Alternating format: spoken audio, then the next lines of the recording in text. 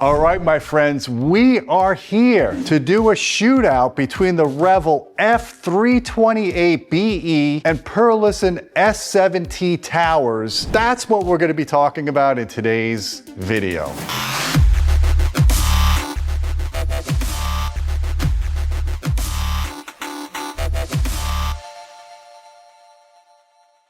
Hey folks, I'm Gene Delasala with Audioholics.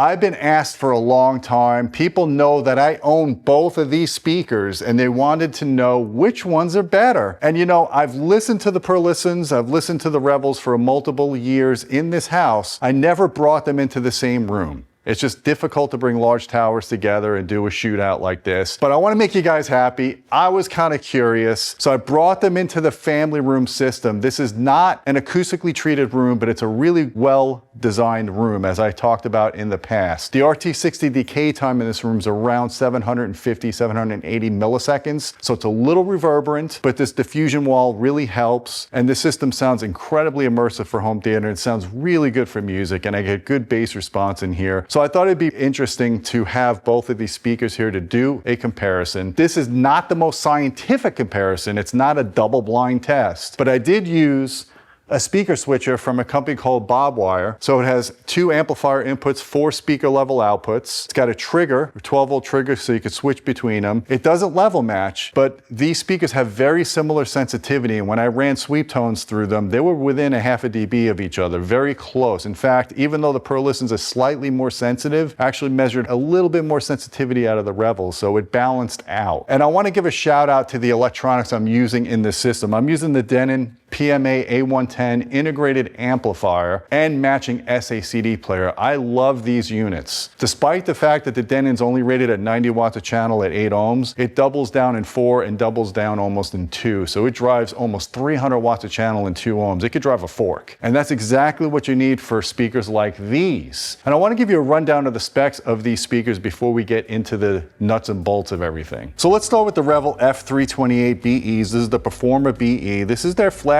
model. This is what has replaced the Salon 2 since there's no equivalent speaker in their lineup anymore. The MSRP on these speakers is $17,600 a pair, but you could often find them at discount for about 12 grand a pair. The frequency response rated is from 26 Hertz to 40 Hertz. That's the minus 6 dB points. They claim the impedance is 8 ohms, but in reality it's a 4 ohm speaker, so they're not being very straightforward with their spec there. I measured 4 ohms. Sensitivity is rated at 91 dB at 2.83 volts a meter. Max output is not specified. It's not THX certified. It's a 3-way crossover. The crossover points at 240 Hertz and 2.1 kilohertz. It has 3 8-inch aluminum ceramic composite woofers, 1 5.25-inch mid-range, the same kind of material, ceramic composite aluminum. It has a 1-inch beryllium tweeter with an 85 millimeter magnet, and it's in a 6th generation aluminum composite waveguide. This tower features dual rear ports. It's bi-ampable, and it stands 51 inches tall and weighs 112 pounds. Now the Perlisten is a different animal. It's a 4-way bass reflect sealed tower, so you could do it in either mode. It features 4 7-inch Textreme woofers, dual 2.1-inch Textreme mid-ranges sandwiched between a 1.1-inch beryllium tweeter, which is housed in its own waveguide as part of their DPC array. That's a Directivity Pattern Control. The DPC array is part of their beamforming technology that works in conjunction with the woofers, and the idea here is it controls the vertical dispersion to project more direct sound at the listening area while helping to minimize the impacts of poor room acoustics. It's a high sensitivity large tower with deep bass extension and extreme output to 117 dB THX Dominus spec. So just to give you some frequency response specs on this one, it's rated at 22 Hertz at 37 kilohertz at its minus 10 dB. Acoustic suspension is 32 Hertz to 37 kilohertz minus 10 dB. It's a 4 ohm speaker. Sensitivity is 92.2 dB. They give you max output of 117 dB peak at less than 2%, and second order and third order harmonics. Like I said, it's Dominus rated. It's one of the few speakers on the market that's Dominus rated. 3 crossover points at 500 Hertz, 1.1 kilohertz, and 4.4 kilohertz, and it weighs in at 122 pounds. It's about the same height as the Revel, 51 inches, a little bit more narrow. It's 9 inches wide as opposed to 13 and a half, a little less deep. It's 15.7 inches deep as opposed to 17.6 inches. Despite the fact the cabinet is a little smaller, it weighs about another 10 pounds more than the Revel. So the cool thing about the Revels is the 6th generation waveguide,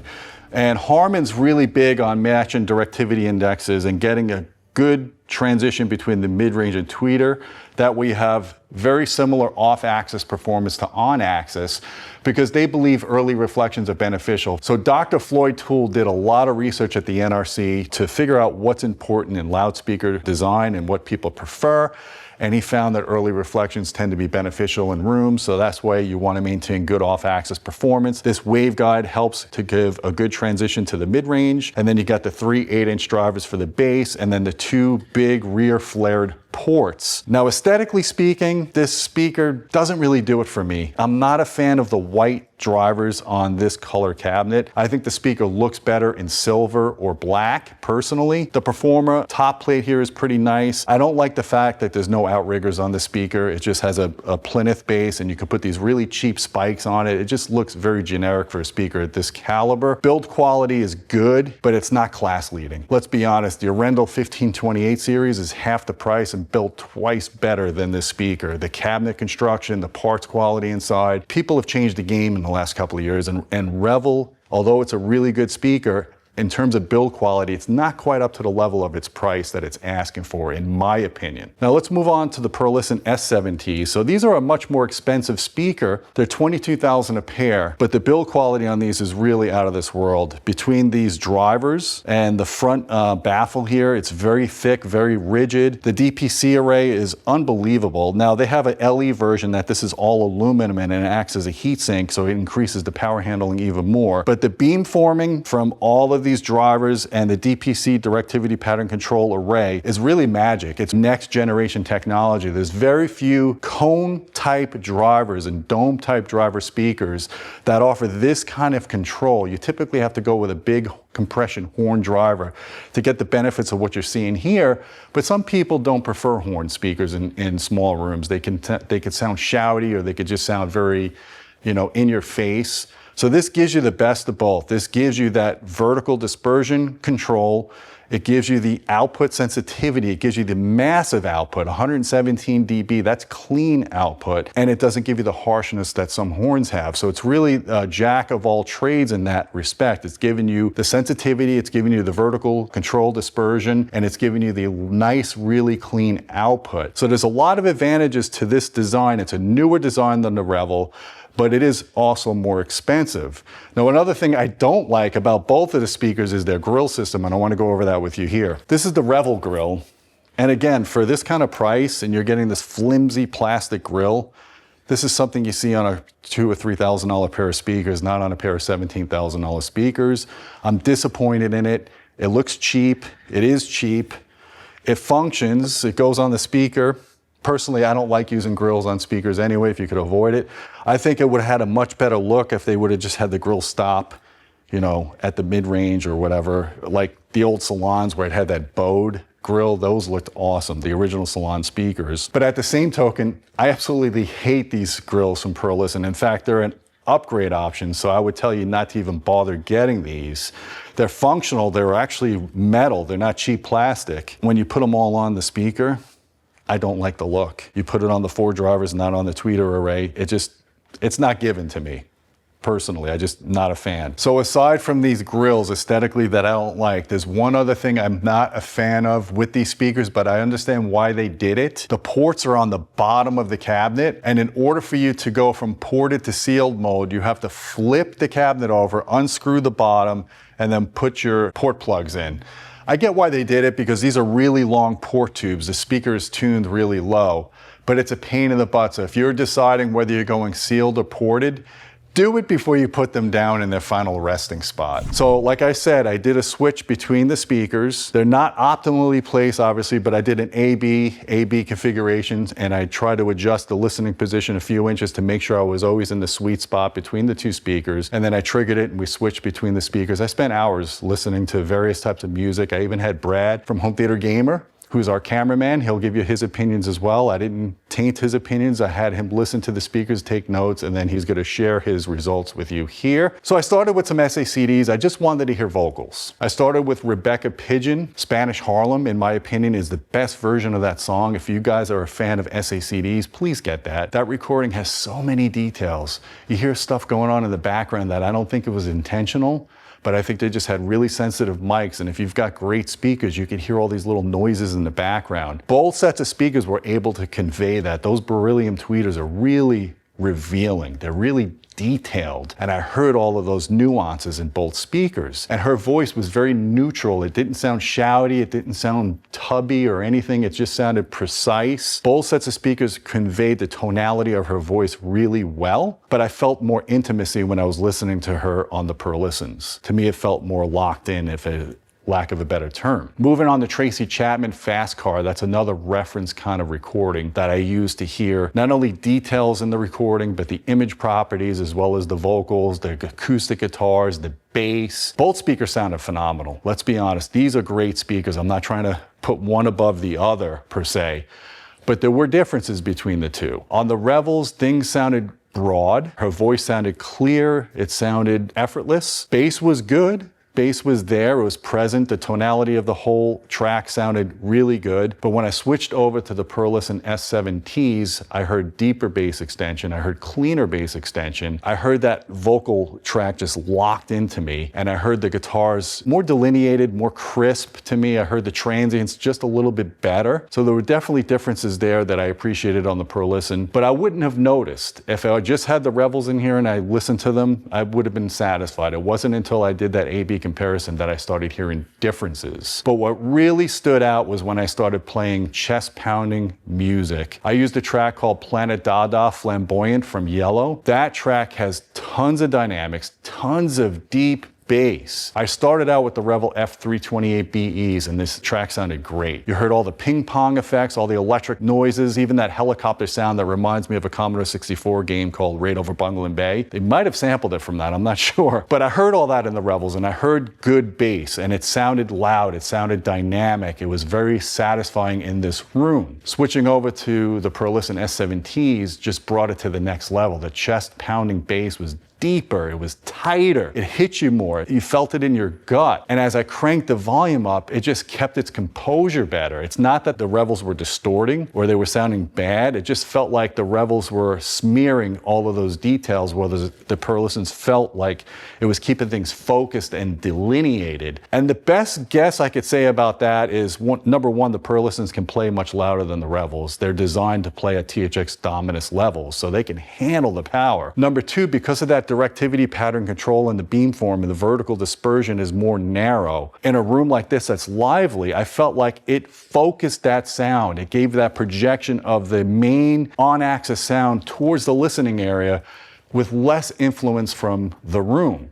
And that's exactly what they're designed for. That's exactly what horn-type speakers do as well. That's a big advantage if you're in a room like this that isn't fully acoustically controlled. The other thing I noticed was when I moved from seat to seat, I felt more consistency with the Perlisten speakers than I did the Revels. Now, the Revels sounded great no matter where I sat, but again, I felt more locked in with the Perlistens. And that shows in the frequency response. If you look at the frequency response between the two sets of speakers in room that I took here, on axis, they look pretty similar. At the main listening position, they look pretty similar. The Perlistens have a big bass advantage below 25 hertz. They have almost 8 to 10 dB more output between 24 hertz and 17 hertz compared to the Revels, and you could really hear and feel that. But when you moved off axis, the high frequencies maintained more composure. They didn't roll off quite as sharply when I moved off axis or I moved the microphone a little bit down. That's a big advantage, the way that the beamforming is focusing that energy. Now, if you stand up and you're much taller than the height of the tweeter of the Perlistens, you're going to hear these frequencies drop off by design. Whereas if you're standing with the Revels, the tweeters are more at ear level standing, you're going to still maintain that high frequency. So if you're doing more casual listening, you might prefer what the Revels do in a room if you're just walking around the room. But if you're focused sitting on your couch in your main listening position, there's no doubt that the Perlisten S7ts are much more delineated, much more focused, more detail oriented, more chest pounding bass oriented type of loudspeaker. And what I did with the Perlistens is I felt the tweeter level position was a little too low for the listening area. I installed these ACOUSTIC Feet and it raised it up just to the level it needed to be.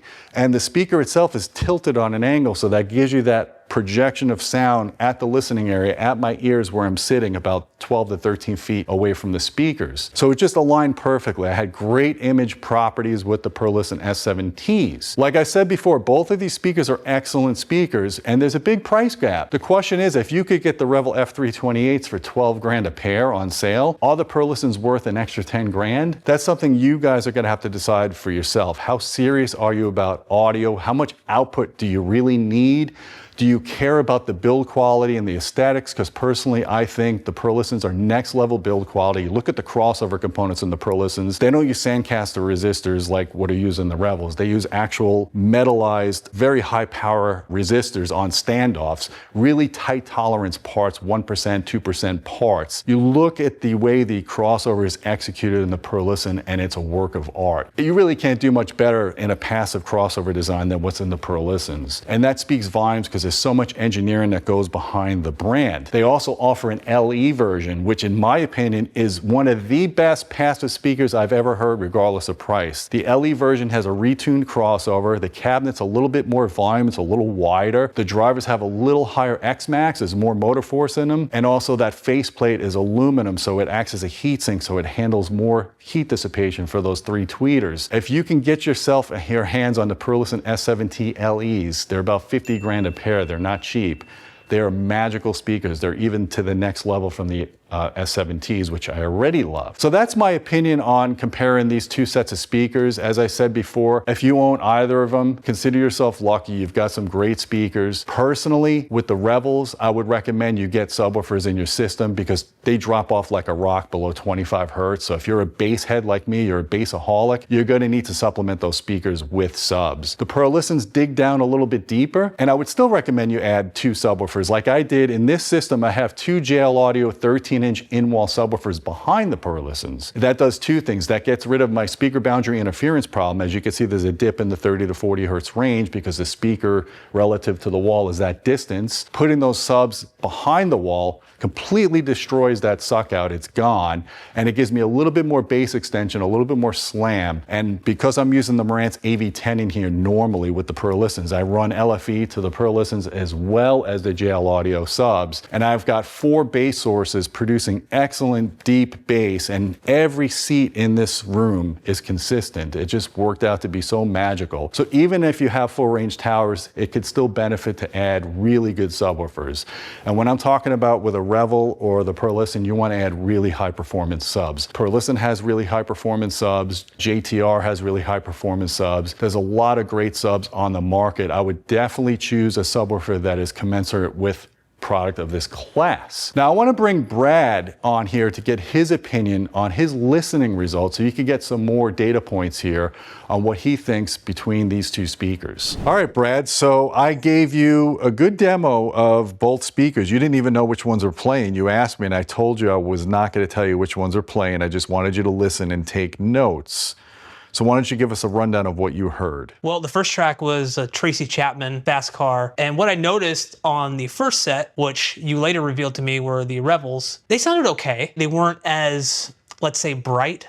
They weren't as defined as the second set, which were obviously the Perlistens. The bass was there, but it really lacked that kind of low-end thud. Like you couldn't really feel much of the bass, and I also feel like it lacked a little detail in the lower-end region as well. Whereas when you switch over to the Perlistens, the second set, it was almost like the room kind of opened up even more. The highs were definitely a bit brighter, but more spacious, more open. The channel separation between the 2 speakers also seemed to be a lot better. Things that were panned far left or hard right really made that separation apparent within the track. Her vocals cut clear through, but everything was also very well balanced, whereas the Revels, again, they didn't sound bad, but they just didn't, they lacked clarity overall, in my opinion, to what I heard from the Perlistens. Now, what about the next track we listened to, Yello, Flamboyant, Planet Dada? Yeah, so that, right from the get-go, the Revels sounded okay, but there were some notable things in the track that I didn't really pick up on until I listened to the Perlistens. There's some kind of almost like 8-bit or Atari sound effects that literally bounce between the left and right speakers quite frantically in certain parts of the song. And those were really defined separate sides on the Perlistens versus the Revels. Just, there wasn't anything notable there that I could actually recall and remember them listening to them back to back. And the bass on the Revels, they weren't bad, but I did feel like they lacked that kind of guttural bass punch that you get from the Perlistens. And I also feel like the Perlistens had more detail in the lower region as well, because they do have that boost between 17 and 24 hertz. So that kind of explains that, even with the suck out that you have between 30 and 40. The Perlistens as well, with the highs, the mids even, really just sounded more clear, more defined. And again, like I noted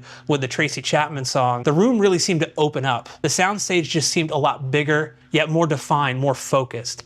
And so I really feel like when you're comparing the two, the clear winner for me is the Perlistens. So I want to jump over this wire real quick and add something in. You just had me thinking about something. Okay. At low listening levels, the apparent differences between the speakers wasn't as notable in my experience. But when you really started cranking it up to volume 11, that's where the Perlistens took off. These speakers like to be played loud. Yeah. That's part of the THX thing. There's very few towers on the market that can maintain true composure at high listening levels. And in fact, I look for the misbehavior in speakers, not just their steady state measurements at 90 dB. Let's see what this thing does at its limits, like we do with amplifiers. Yeah. And the thing about the Perlistens that really stand out, like all excellent speakers, is they maintain composure, low distortion, they don't compress. And that's what I felt like we were hearing as we turned up that Planet Dada track. Man, it just sounded better as it got louder. It didn't sound loud to me. It just sounded like, it was like nightclub levels, but it wasn't piercing my ears. Well, you mentioned the off axis too, and my wife is actually sitting off, like far off axis, right next to the left speakers, and she noticed a difference just sitting in close proximity to them. And she had no idea which speaker was playing. No idea, and she said the second one sound better. So my wife said, when she did this comparison, she said, you know, out of all the rooms you had the Revels in, they sounded best in this room. So I had them upstairs, and upstairs they didn't do well at all. There's a lot of bass problems in my room upstairs. I had to go with an active speaker with RBH, the SFTR AXs. Those speakers absolutely mog the Revels up there because I have that active control with the dual 12-inch drivers and a 2400 watt amp. I'm able to get chest pounding bass in that scenario where I couldn't get that with the Revels. In the guest room, the Revels had tons of bass because I'm sitting up against the wall, so I'm at the maximum pressure area where all the standing waves are. In that case, I didn't feel like the Revels were lacking in any bass. That was an actually really good room in terms of bass response for those speakers. But in this room, the room gain isn't that great for either speaker, yet the Perlistens had the clear advantage below 25 hertz. And you could feel and hear that in music. All right, guys, so that's our take on these speakers. They're both great speakers. They're both at different price classes. So in this case, you do get what you pay for. Give me some comments down below what you think. Which are your favorite speakers? Are you considering buying the Revels, or are you considering buying the Perlistens? If you want to see more shootout videos like this, give me some comments. If you get the engagement up and we get the views, I'll put the effort into doing some more structured shootouts like this. So guys, if you like this video, please hit the thumb up, hit subscribe. Don't forget about our Patreon channel at patreon.com/audioholics. We appreciate your support. And until next time, my friends, keep listening.